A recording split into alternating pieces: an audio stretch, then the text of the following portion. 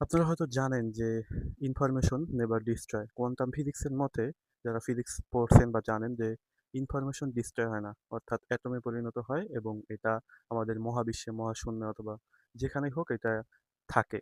যেটা চাইলে যদি সংগ্রহ করা যায় পরবর্তীতে ওই ইনফরমেশন দিয়ে যেটা ডিস্ট্রয় হয়েছে সেটা পুনরায় উদ্ধার করা যায়। এবং আপনারা এটাও জানেন যে এনার্জি কখনো কি বলে ধ্বংস হয় না, এটা শুধু রূপান্তরিত হয়। তো আজকে কোরআন শরীফের একটা আয়াতের বিষয়ে এটার সাথে রিলেটেড এই কারণে ভিডিওটা বানানো। তো আশা করি সবাই ভালো আছেন।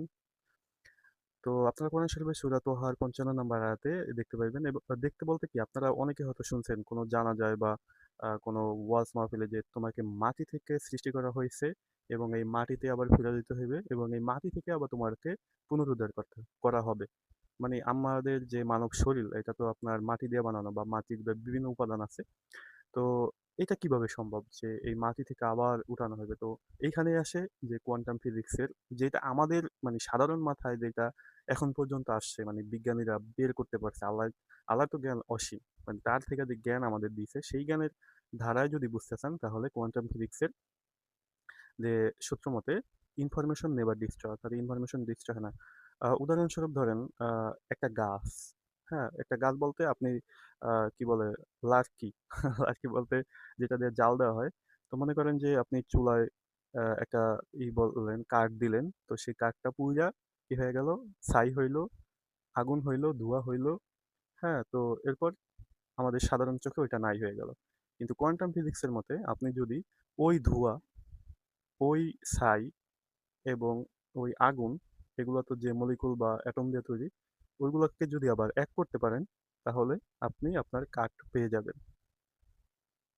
ইটস পসিবল, এটা সম্ভব, কিন্তু হয়তো আমাদের ক্যাপাসিটি নাই এগুলো এক করার। কিন্তু আল্লাহ সে তো সব বিষয়ে জ্ঞানী এবং সব পারেন। তো তার ক্ষেত্রে এই যে আমাদের মাটি দিয়ে বানাইছে এবং মরার পরে যে পইচা গইলা শেষ হয়ে যায় অথবা অন্য ধর্মে আগুন দিয়ে পুড়াই দেয় অথবা যেভাবেই হোক যদি আমরা মানে এই মহাবিশ্বের সাথে মিশা যাই তারপরও আমাদের যে অ্যাটম মানে আমাদের শরীরের গঠন কি বলে নিউক্লিয়াস, ইলেকট্রন, প্রোটন বা যাই হোক আমাদের যে ক্ষুদ্র ক্ষুদ্র কণায় এই পৃথিবীর বা এই মহাশূন্যের বিভিন্ন মলিকুলের সাথে মিশা যায় সেটাকে যদি আবার এক করা যায় তাহলে আবার আমরা পুনর্গঠন হওয়া সম্ভব। সুতরাং যখন আল্লাহ বলবেন যে তোমরা আবার মাটি থেকে সৃষ্টি হও তখন নিশ্চয়ই সেই মলিকুল যা আল্লাহর কথায় সৃষ্টি হয়েছে সেগুলো আবার এক হইয়া আপনি আমি আমরা সবাই আবার কিয়ামত দিবসে মানে পুনরায় গঠন হব এবং উপস্থিত হব। It's possible. তো হিসাবের জন্য